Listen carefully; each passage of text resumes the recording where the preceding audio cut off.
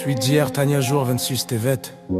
Et c'est ce que nos sages de mémoire bénie ont suggéré en disant une bonne pensée. Le Saint béni soit-il associé à l'acte.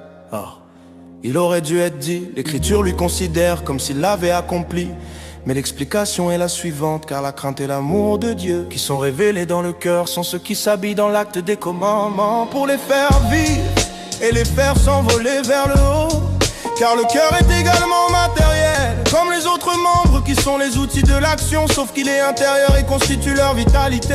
C'est pourquoi il peut s'habiller en eux pour devenir leurs ailes et les faire monter.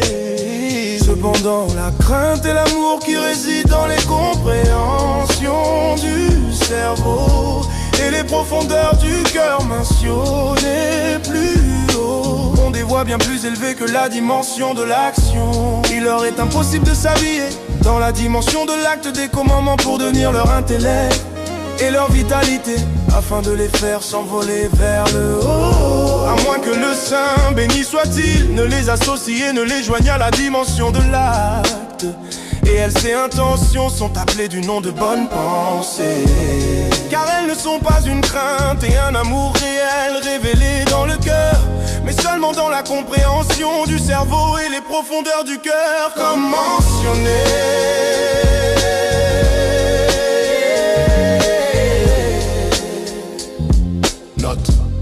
Comme il est écrit dans le Zohar et le Hitchaim, le mot Twana, la compréhension, est composé des lettres Ben et Ba, qui correspondent à la crainte et l'amour. Parfois la Twana descend pour devenir les facultés intellectuelles de la dimension féminine du Zer en pain, qui sont les lettres de la Torah et des commandements. Et celui qui est intelligent comprendra.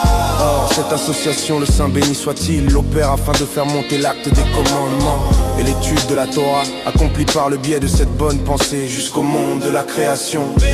Dieu de l'ascension de la Torah et des commandements, accomplis par une crainte et un amour intellectuel réellement révélé dans le cœur, mais sans cela, sans cette pensée, il monte tout de même au monde de la formation par le biais de la crainte et de l'amour naturel caché dans le cœur de chaque juif dès sa naissance. Comme il sera expliqué plus